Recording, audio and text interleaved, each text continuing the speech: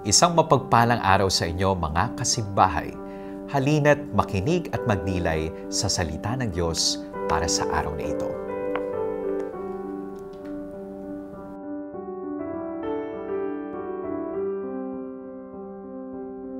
Ang mabuting balita ng Panginoon ayon kay San Marcos. Noong panahong iyon, tinawag ni Jesus ang 12 at sinugong dala-dalawa. Binigyan niya sila ng kapangyarihang magpalayas ng masasamang espiritu at pinagbilinan.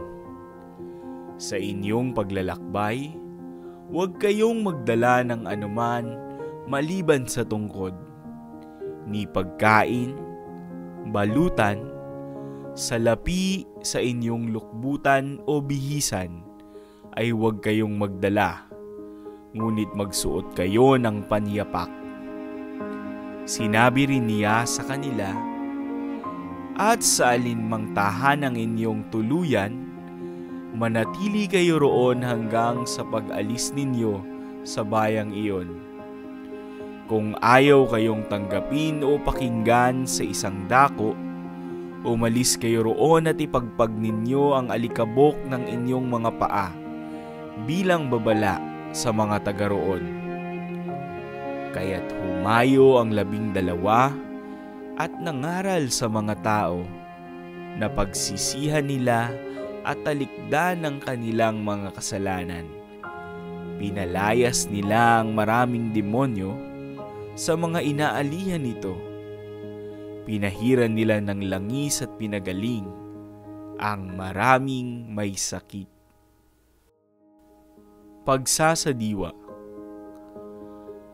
Sa inyong paglalakbay, huwag kayong magdala ng anuman maliban sa tungkod, ni pagkain, balutan, salapi sa inyong lukbutan o bihisan, ay huwag kayong magdala, ngunit magsuot kayo ng panyapak. Ang hirap maglakbay kung marami tayong bitbit na bagahe. Sa aking paglalakbay sa buhay, natutunan ko na ang Diyos ay hindi nagpapabaya sa sino mang sa Kanya ay nagtitiwala. Siya ang nagbibigay ng lahat para sa ating pangangailangan.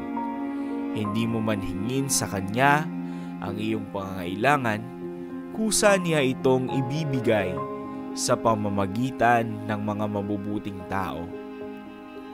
May 3 bagay na dapat maglarawan sa ating pamumuhay. Una, ito dapat ay isang buhay ng pagbitiw at pagkapit. Dahil sa dami ng ating daladalang alalahanin sa buhay, nagiging mahirap at masalimuot ang ating buhay. Mismong karanasan na natin ang magpapatunay dito. Ikalawa, ang buhay ay dapat may pagsusuko ng sarili at pagpapaubaya sa Diyos.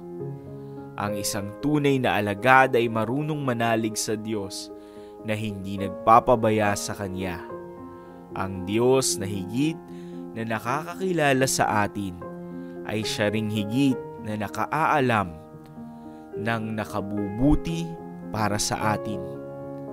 Kapag hinayaan natin ang Diyos na magpatakbo ng ating buhay, makatitiyak tayong tamang landas ang ating tatahakin. Ikatlo, tayo ay dapat mamuhay ng may buong pagtitiwala sa Diyos. Malaki ang hamon sa atin ng mga pagbasa sa araw na ito. Nawa gabayan at pagpalain tayo ng Diyos upang maisabuhay ang hamon at diwa nito. Ako po si Father Angelo Paulo Asper ng Society of St. Paul. All for the Gospel.